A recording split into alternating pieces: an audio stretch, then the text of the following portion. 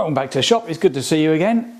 Lighting. I thought I'd have a little chat about lighting and why I made the decisions I did. So, I mean, the list is endless. Up lights, down lights, wall lights, floodlights, spotlights, mood lighting, task lighting. I mean, the list is absolutely endless. So what should you do as a hobbyist?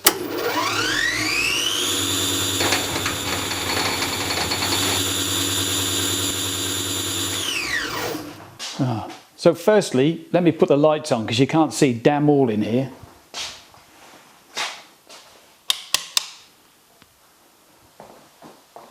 Let me show you a website that I've used a few times here in the UK. That's I found extremely useful for helping you get to grips with how much light you need for various tasks. And give you some kind of idea as to how many lights you're going to need, or luminaires as they're called, to do the task. So let's join me in the edit suite. Right, so here we are in the edit suite, and this calculator I've used for loads of times from a company called Bell Lighting. And you start by going down here. I'm not sponsored, by the way. This is I'm just a satisfied user. So if I find an LED panel, 36 watts, yeah, this is it, 4000 Kelvin. And then I think this is the most important bit. So here is a list of all of the kind of places you're likely to want to use your lights in. And if we go down, oh, hang on, there was one, color inspection, multicolor printing, that would be a good one for me. Let's have a look. Read manufacturing jewelry, 1000 lux. You know, that's quite an intensive process. Metal tooling, jig, precision micro mechanics, 1000 lux at 0.75 meters. Yeah, shall we try that one? Okay, so my room height is, you can see I've been here before, 2.2. The room width is 5.6 and the room length is 8. Calculate.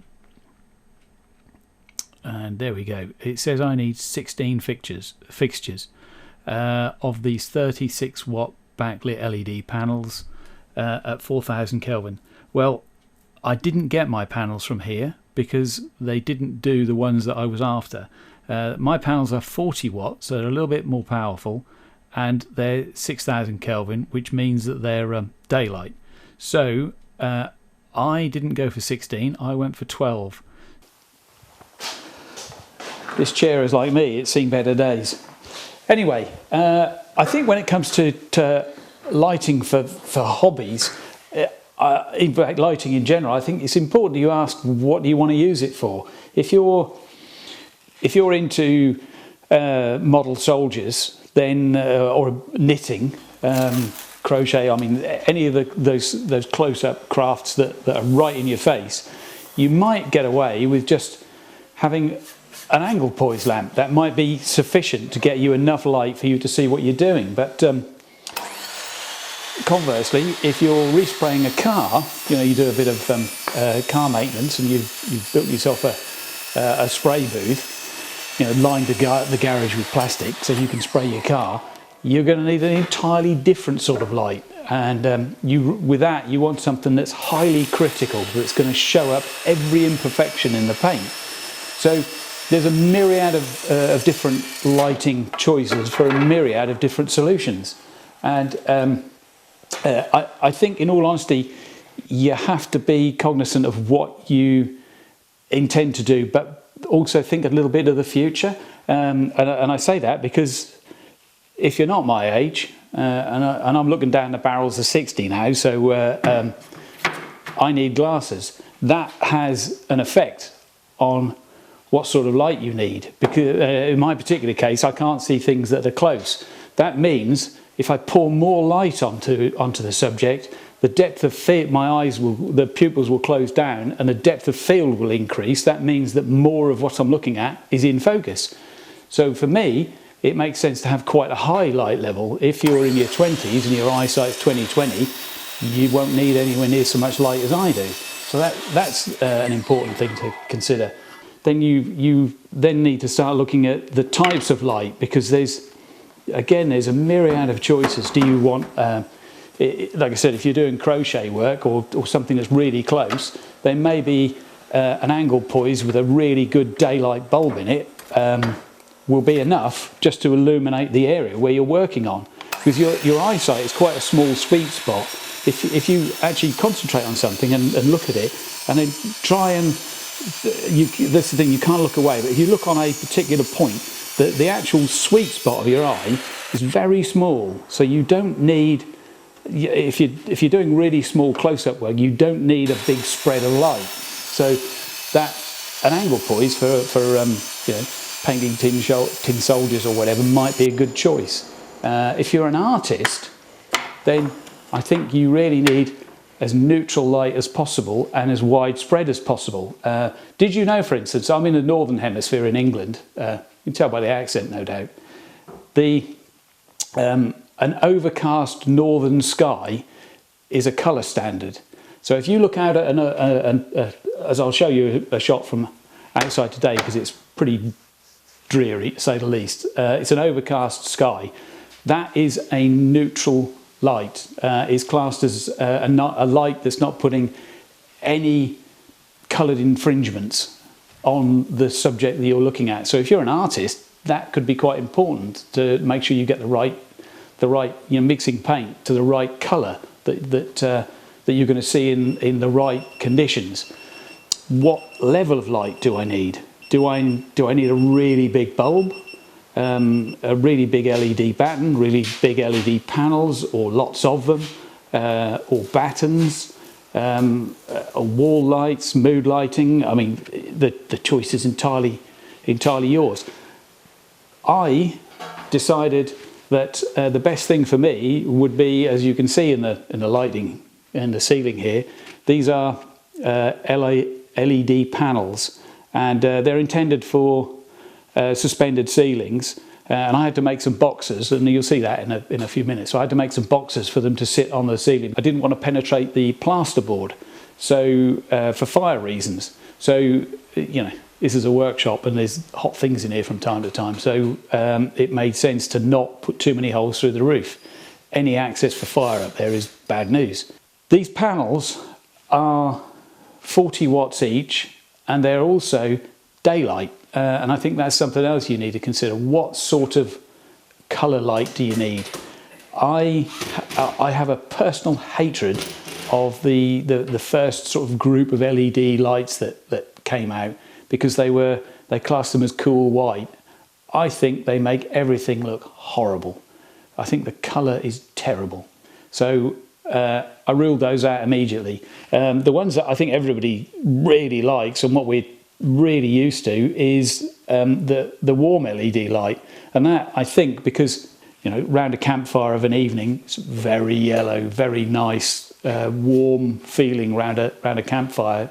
And tungsten lighting, old-fashioned tungsten bulbs, were very, very yellow, particularly if they were if you put them on a dimmer and you turned them down a bit, they went extremely yellow. Very nice, very warm, very homely sort of light. Absolutely no good in a workshop like this. So I ruled those out. And behind you is the double doors that open out. I'm in the northern hemisphere, and the doors open up in a southerly direction. So the sunlight streams in through my double doors. That means that when the sun's out, which it certainly isn't today, the light coming in here floods into here and bounces off because it's a grey floor, bounces off the floor quite nicely and bounces around the white interior and makes this whole space really bright. So I thought, well, maybe my best bet would be to use daylight coloured bulbs. These are 6,000 Kelvin, and that means that the mix from the natural sunlight and the mix from the mixing with the light from these LED panels, it's very neutral. So there's no real dramatic colour changes.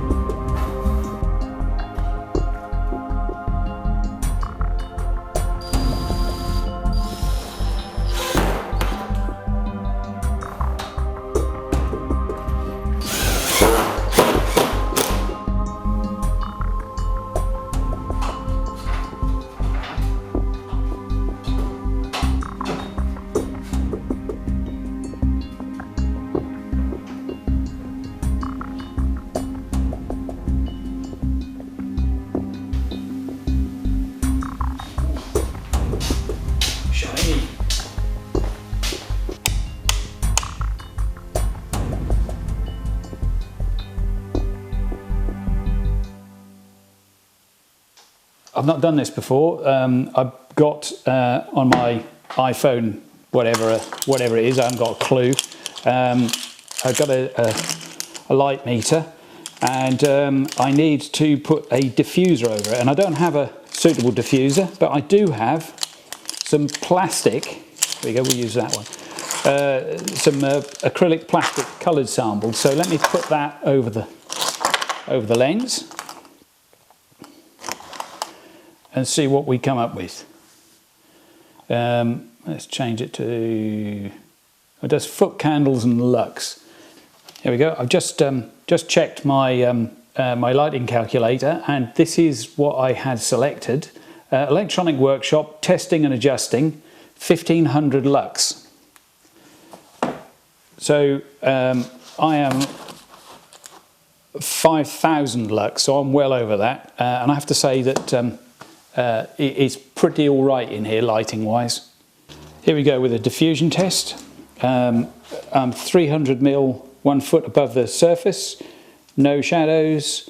200 mil above the surface, I can see very little.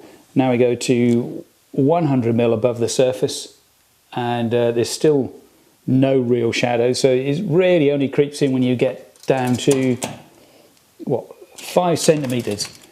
Yeah, so that any significant shadow that you can see by eye is only from 5 centimeters and below. That's pretty good, isn't it? Well, hopefully if you're still with me, then that should explain why I got these particular lights. But there's one more caveat I should add.